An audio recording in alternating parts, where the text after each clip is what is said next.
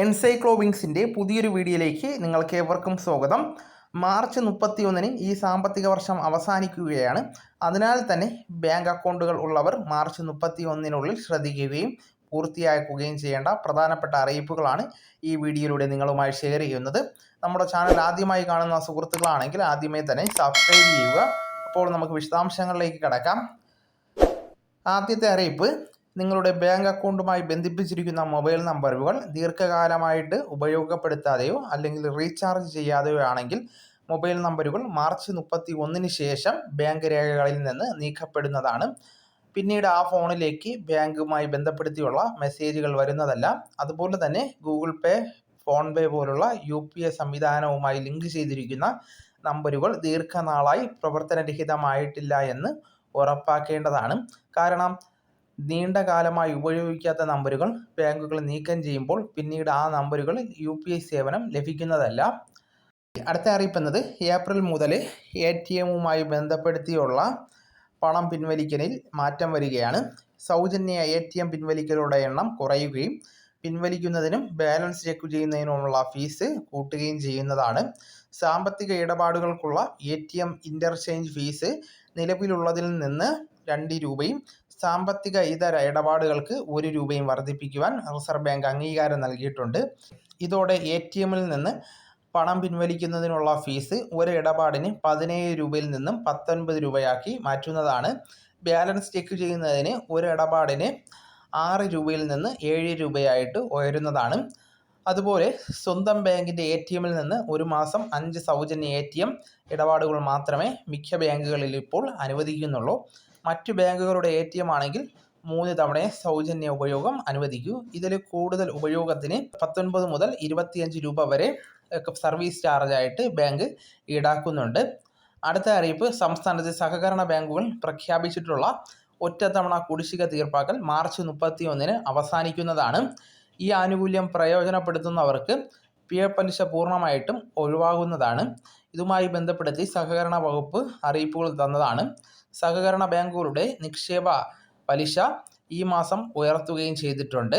ഇതിൻ്റെ ഭാഗമായിട്ട് 2 വർഷത്തിൽ താഴെയുള്ള നിക്ഷേപങ്ങളുടെ പലിശ നിരക്ക് 8.5%, 2 വർഷത്തിൽ കൂടുതലുള്ള നിക്ഷേപങ്ങളുടെ പലിശ നിരക്ക് 8.75%, മാറ്റം വരുത്തിയിട്ടുള്ളത്. അടുത്ത അറിയിപ്പ് എന്നത് സ്ത്രീകളുമായി ബന്ധപ്പെട്ടുള്ളതാണ്. സ്ത്രീകൾക്ക് മാത്രമായി ഉയർന്ന പലിശ നിരക്ക് നൽകുന്ന കേന്ദ്ര സർക്കാരിൻ്റെ ഒറ്റത്തവണ നിക്ഷേപ പദ്ധതിയായ മഹിളാ സമ്മാൻ സേവിംഗ് സർട്ടിഫിക്കറ്റ് പദ്ധതിയിൽ ചേരുന്നതിനുള്ള സമയപരിധി ഈ മാസം 31 അവസാനിക്കുകയാണ്. കുറഞ്ഞ നിക്ഷേപം 1000 രൂപയും പരമാവധി 2 ലക്ഷം രൂപ വരെയും വനിതയ്ക്ക് നിക്ഷേപിക്കാവുന്ന പദ്ധതിയാണ്. 2 വർഷ കാലാവധിയുള്ള ഈ നിക്ഷേപ പദ്ധതിക്ക് 7.5% പലിശ നിരക്കാണ് നൽകുന്നത്. 3 മാസത്തിൽ കൂട്ടുപലിശ കണക്കാക്കുന്നതിനാൽ സാധാരണ നിക്ഷേപത്തേക്കാൾ നേട്ടം ലഭിക്കുന്നതാണ്. സാധാരണ പലിശ നിരക്കിൽ കണക്കാക്കിയാൽ 8% വരെ പലിശ ഉറപ്പാക്കുന്നതാണ്. 2 ലക്ഷം രൂപ നിക്ഷേപിച്ചാൽ 2 വർഷം കഴിയുമ്പോൾ 2,32,044 രൂപ ലഭിക്കുന്നതാണ്. ഈ സ്കീമിൽ അടുത്തുള്ള പോസ്റ്റ് ഓഫീസിലോ കേന്ദ്ര ദേശസാൽകൃത ബാങ്കിലോ മാർച്ച് 31 വരെ ചേരാവുന്നതാണ്. അടുത്തത്, ഇടപാടുകളുടെ സുരക്ഷ വർദ്ധിപ്പിക്കുന്നതിനായി ബാങ്കുകൾ ഇപ്പോൾ പോസിറ്റീവ് പേ സിസ്റ്റം അവതരിപ്പിക്കാൻ ഒരുങ്ങുകയാണ്.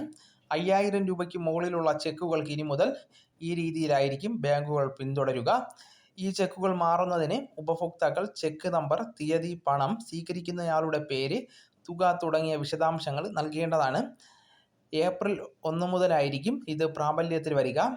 അടുത്ത അറിയിപ്പ് എന്നത്, രാജ്യത്തെ ബാങ്കുകൾ ഉപഭോക്താക്കളുടെ അക്കൗണ്ടിൽ മിനിമം ബാലൻസ് സൂക്ഷിക്കണമെന്ന് നിർദ്ദേശം നൽകിയിട്ടുണ്ട്. അത്തരത്തിൽ മിനിമം ബാലൻസ് നൽകിയില്ല എങ്കിൽ പിഴ ഈടാക്കുന്ന സാഹചര്യമുണ്ട്.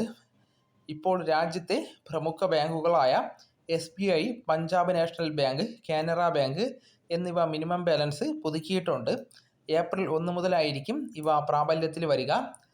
മിനിമം ബാലൻസ് നിലനിർത്തിയിട്ടില്ല എങ്കിൽ ബാങ്കുകൾ പിഴ ഈടാക്കുന്നതാണ്. എന്നാൽ SBI ഇന്ത്യയിലെ സാധാരണ സേവിങ്സ് ബാങ്ക് അക്കൗണ്ടുകൾക്ക് മിനിമം ബാലൻസ് നിലനിർത്തേണ്ട ആവശ്യമില്ല. ഇതുമായി ബന്ധപ്പെടുത്തി കേന്ദ്ര ധനസഹമന്ത്രി നേരത്തെ വ്യക്തമാക്കിയതായിരുന്നു. മാർച്ച് 2020 മുതൽ മിനിമം ബാലൻസ് ഇല്ലാത്തതിൻ്റെ പേരിൽ റെഗുലർ സേവിങ്സ് അക്കൗണ്ട് ഉടമകളിൽ നിന്ന് പിഴ ഈടാക്കുന്നില്ല. അതോടൊപ്പം തന്നെ ഇതുമായി ബന്ധപ്പെടുത്തി കേന്ദ്രമന്ത്രി, ധനകാര്യ വകുപ്പ് സഹമന്ത്രി ലോകസഭയിൽ അറിയിച്ചതായിരുന്നു. വളരെ പ്രധാനപ്പെട്ട ഈ അറിയിപ്പുകൾ നിങ്ങൾ മറ്റ് ഗ്രൂപ്പുകളിലേക്കും ഷെയർ ചെയ്യാൻ ശ്രമിക്കുക. നമുക്ക് തുടർന്ന് വിജ്ഞാനപരമായിട്ടുള്ള മറ്റ് വീഡിയോസും ആനുകാലിക വിവരങ്ങളുമായിട്ട് വീണ്ടും കാണാം. അതുവരെ ഗുഡ് ബൈ.